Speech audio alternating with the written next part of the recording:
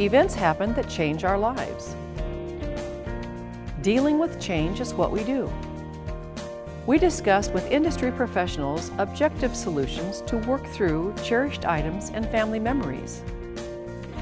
When we go beyond the gavel, we provide tools and information to deal with these crisis times.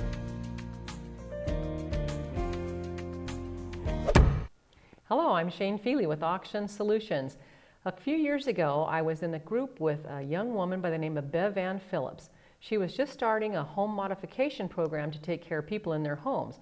I am so happy to welcome you back today, Bev Phillips. How are you? I am doing great, thank you. Great. Thank you. So what's changed? It's been, what, 10 years? It has been at least 10 years, so I may not qualify as that young woman anymore, I don't know. So we're both that way. It's all good. No, but still doing home modifications. Grew that business, was able to sell it. And, great. Yeah, have enjoyed doing a few different things and then decided to come back to what I love to do, which is home modifications as an occupational therapist. Oh, great. So you're doing more occupational therapy. Any of the home modifications still in the mix? Or? Yeah, that is my specialty as an OT. So I do a little bit of traditional, but I'm really getting the people who need home safety assessments, which might become home modifications, and then I provide home modification services directly to people if they're thinking about modifying bathrooms or ramps or whatever. Okay. What is the most asked question once they meet you for the first time?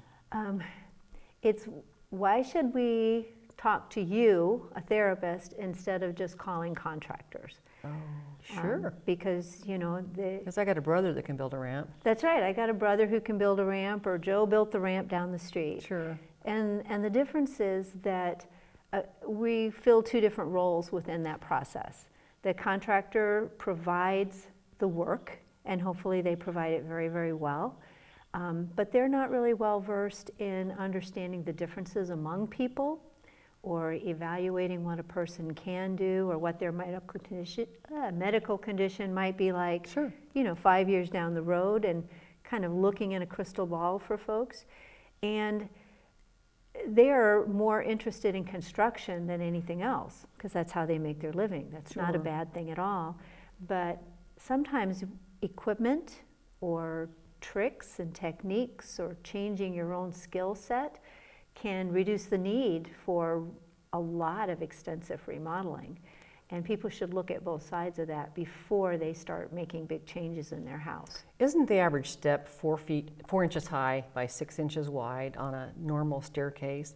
So is one of the things evaluating what size steps, if you're going to put elongated steps or something out there? Or?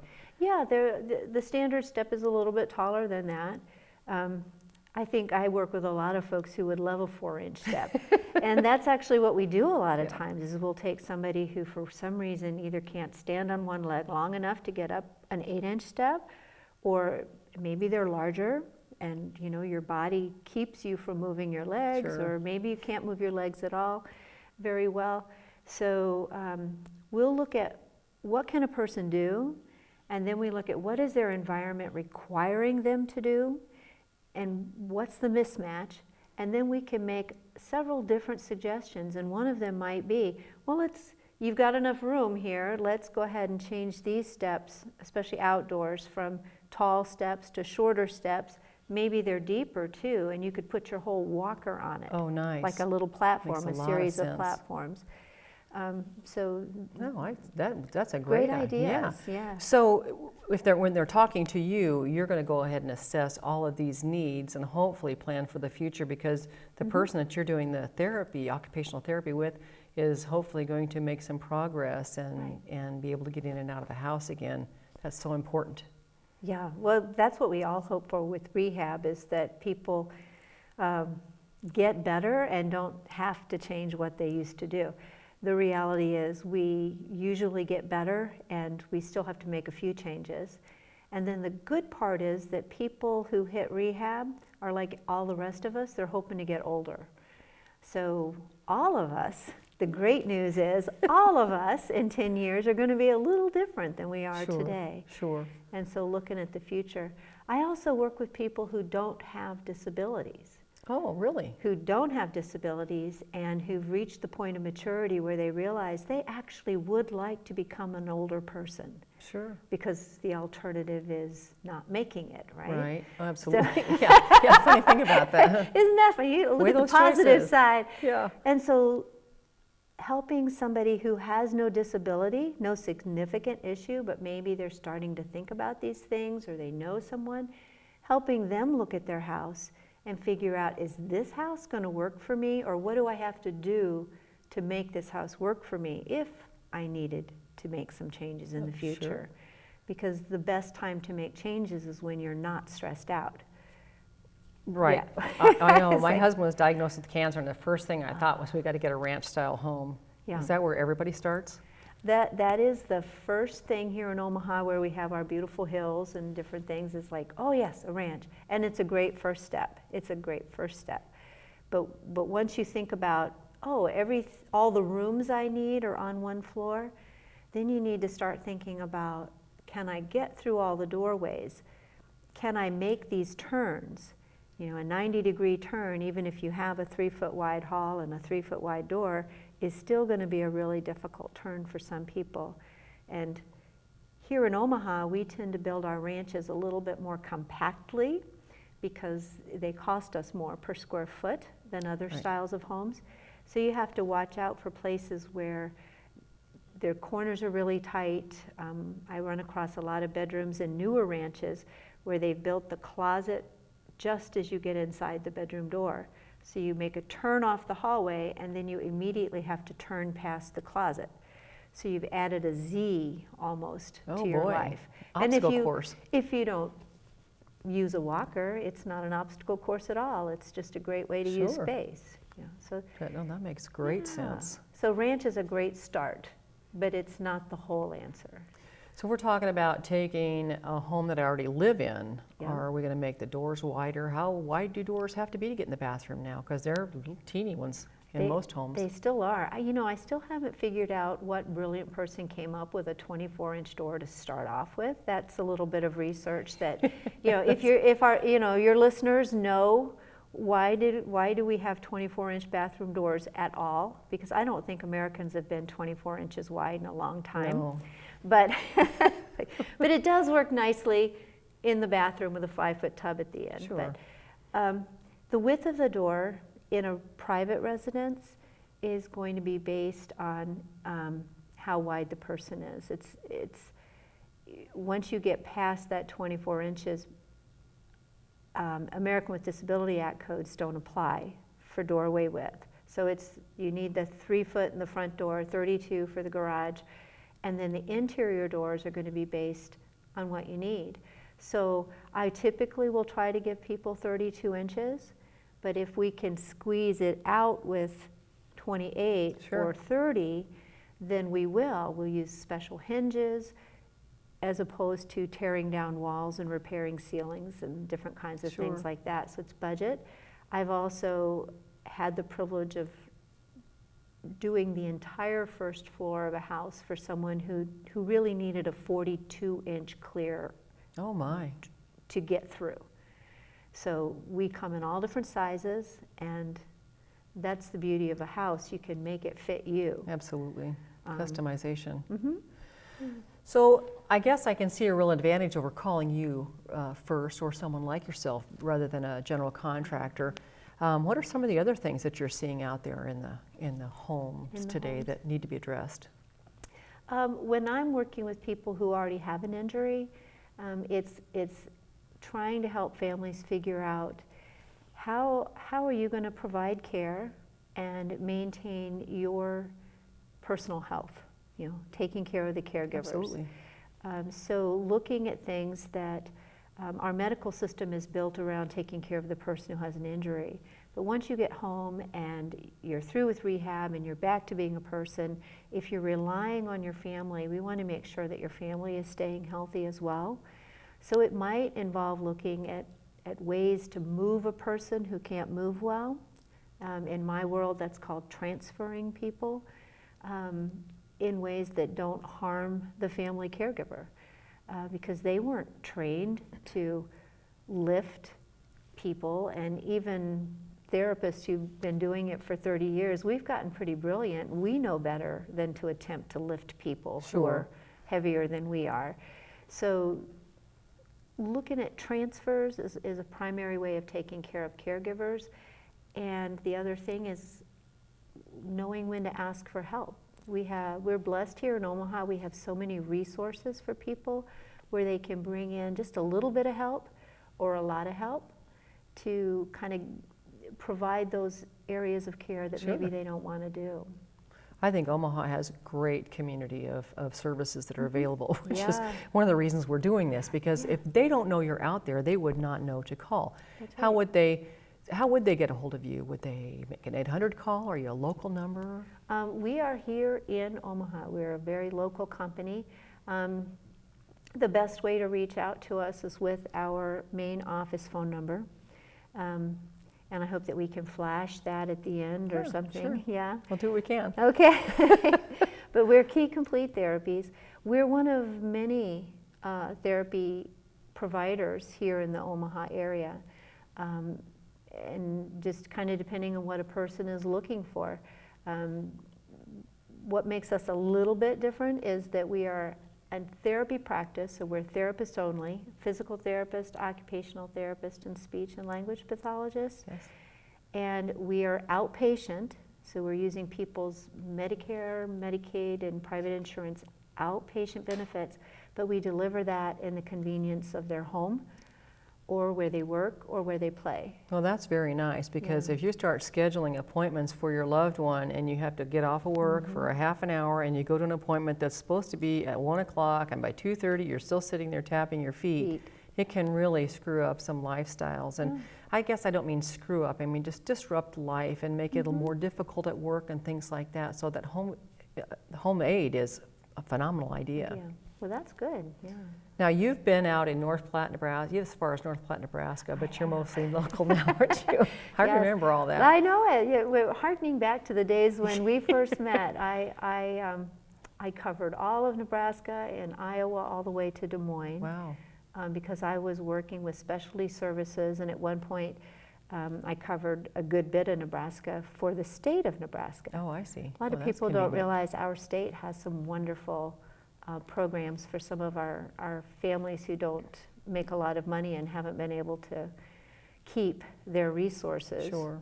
And it's a great program because I think the state of Nebraska also realized it's less expensive to support people at home. You bet it is. So that was a great win-win program. Yeah, that's great. Sounds so great. the rest of us need to take that mindset too, right?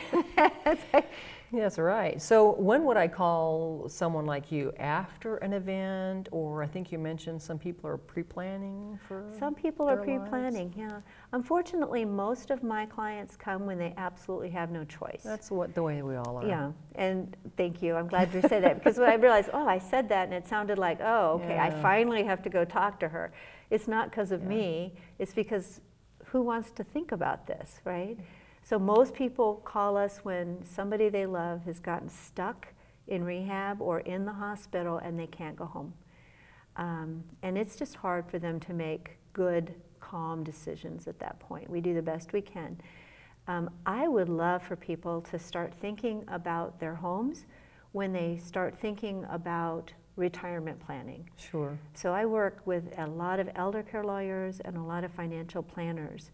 And as a group, we're all trying to help people realize that when you become mature enough, and I don't mean age, I mean that good mature, you know, when you're mature enough to start thinking about, wouldn't it be great to get older, then you need to make sure all the pieces you hope will be there will actually be there. Right.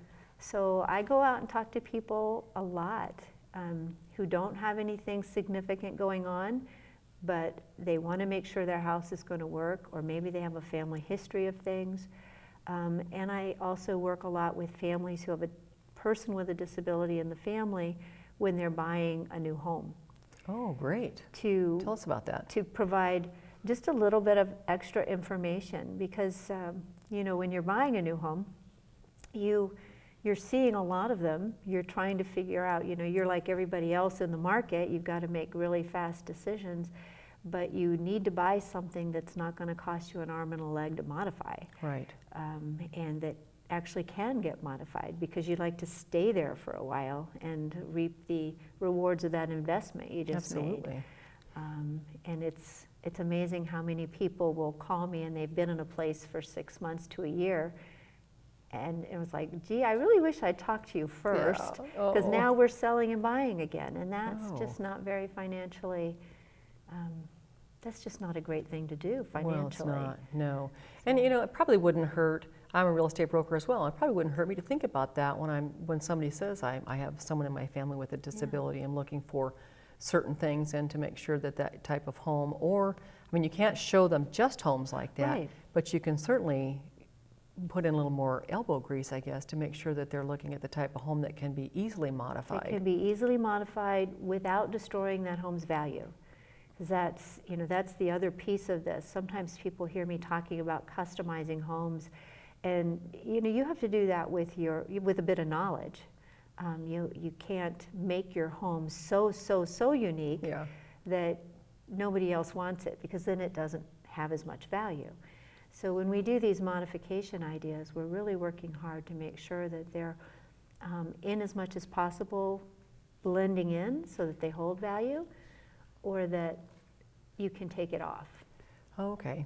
Yeah, because I was at, I've done, you know, several homes, the clean out after everything's happened. And everyone is different, and some of them are. I mean, I love the stair lifts on the inside of the home. I think that they added a lot of lifetime to a lot of people's lives. Right. But what do you do with them when they're over? Do you make recommendations for after all the events? All the events? There's a couple of great networks in Nebraska. The Reuse Network, REUSE, Okay. has some state and some private organizations who take used equipment and try to get it out into other people's hands. HELP, H-E-L-P, here in Omaha does that. Stair glides, interesting thing, if they're 5 years or younger, and those are not the houses that you and I are talking about. That's right. Those, you can find a home if they're straight stair glides. Sure. Takes a little bit of time because that's a stairway length. The older ones may be good things for recycling companies. Okay. Like Cross Recycling, who can take the components and make sure that at least the materials get reused properly. Sure. Yeah. We were blessed with a family member that had a raised ranch, and someone gave us a lift, a glide chair that was like 30 stairs long. You just chop that off and stick it in. No, well, they did. We had it professionally installed, and you know, it just added so much joy to their life, because they could now get to their car again, where those steps were just keeping them from going anywhere, and people feel so stifled when they lose those abilities. To do. Now, I really like stair glides. They're one of the things that you can add to a house that you know you can take it out, remove it, and if it's installed properly, you know, it's going into the stairwell, so that on resale you haven't really done a lot of things to the house. You have given someone the job of trying to figure out what to do with something that's 20 feet long. Well, and they're not light either. but other than that, but a lot of them have a lot of the older ones still have a lot of steel in them. Yes, they do. So. Yes, they do. We had grandkids sliding down them. It was awesome. It was fun. So when should I start thinking about home modifications for just on the, do I need to be 40, 50? Do I need to be 30 something? Do I need to be? You know, I think specifically if you're moving into a house, or you realize you're in a house that you hope is your forever home, that forever home. I actually know what that means. But if you really seriously feel like it's going to be the forever home, that's a good time to look at it, because forever is a very long time. Yes, it is. And we change. You know, that's the one beautiful thing about human beings. We are always changing. Yeah. And if it's not us, maybe our parents want to come be with us or live with us, you know, and there, you know, I work with children too. There are children born every hour across our country who, Yeah, I'll despite bet. all of our wonderful prenatal care, are being born with birth defects. And when you can change the house, so now you can tell I'm a mother. I believe in changing the house so that that child with a disability can be expected to learn how to do as much for themselves as they can. Absolutely. Up to taking out the garbage with all the other kids, whatever we can do to keep life as normal Yeah. and prepare them for adulthood. Part of that is changing the environment to make it possible. Wow, that's a great, those are great thoughts. I know. And I think about it too, because we see a lot of different things every day, every time we walk into a home. And I know you're kind of the expert here, which is why I had you here today. But what would be your biggest challenge when you go out to talk to someone about modification of a home or even the therapy? It's when there's twofold. One, I really have a thing about multi-level homes because it's just really, really hard to work multi-level homes and make them truly accessible. But that aside, I think the hardest thing is when people have really waited too long and they don't reap the benefit of what they have. I have a friend who's a financial planner, and he was telling me he got called in because he had new clients, and he found out they had a long-term care policy, and they'd been spending out of pocket bringing people into their home for several years, and he just had to say, why aren't you using this? This is not a thing to save, Yeah. So we just tend to put off too long. And so that's the toughest thing for me, is to come in and realize, boy, whatever we do, you would have loved this several years ago. So if you're digging through their paperwork because they've had an event, you need to be aware that not only get a hold of their attorney and their financial person, but to start looking through the paperwork and look for those types of things to save them money, because anything out of pocket takes away from your long-term care. Right. And the last thing we all want is to be out there with no means. With no means, exactly. So how do you determine, or your group determine, what Medicare would pay for and what's going to come out of pocket? Is there a percentage or? Well, Medicare is a health insurance, so Certainly. it's going to cover a traditional PT, OT, and speech service. And it's going to cover some pretty basic equipment related to, that Medicare has said is related to your health, like your wheelchair if you meet certain guidelines, and a walker if you meet certain guidelines. Medicare itself is not going to pay for any home modifications. Sure. I mean, that's an interesting conversation to have with people, because, in their mind it makes total sense, and it does. I need a wheelchair because of my medical condition. I need a ramp because I have the wheelchair because of my medical condition, but the ramp is not covered. You say, no, the ramp is not medical in nature. Right. Okay. We'll help you get it, but you're going to have to buy it at this point. And a lot people of don't things, know. No, people don't know. So it's a great question to ask. And I always say that, there are some things. The veterans have resources for home modifications. Nebraska Medicaid recipients, if they're on certain waivers, and that's a whole conversation there, I'm sure. Shane. But there's some resources, and there's some disability-specific resources, and long-term care. But most of the time, people are making home modifications because it's good for them, just the same way as if they were just sick of their pink and green bathroom, and they want to make a change because it's good for them. Right. And that's how we have to think about it. So how do you feel about those step-in, sit-down bathtubs that they're Oh, you're just really advertising? good at finding people's buttons, aren't you? Yeah. I'm not a huge fan because, again, you have to walk to use a walk-in tub. Sure. And so if you look at the advertisements on TV, the people they're showing you are people who can hardly walk and hardly lift their legs. And they're kind of sold as a one-size-fits-all, kind of thing. They have their purpose. I think you and I would enjoy a walk-in tub because then we could soak in luxury maybe with our wine and our candles, and we wouldn't have to climb up off the floor of the tub. Sure. But we can step in and out and get up and down Absolutely. from sitting.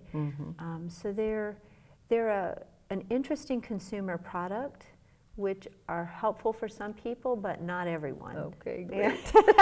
great. Any parting words, Bev? You know, in addition to thank you, just it's good to meet, spend some time with you. Absolutely. But thank you for letting me share information about this. It's wonderful for people to know that options exist. Well, I have to say, I saw you out there on a blog, and I thought, I have got to call her and invite her in. It's been so long. And it's just nice to catch up to and see how business is. Thank you for helping people in our community. That's awesome. Thanks. And thanks for coming today. All right, you have a great day. You bet.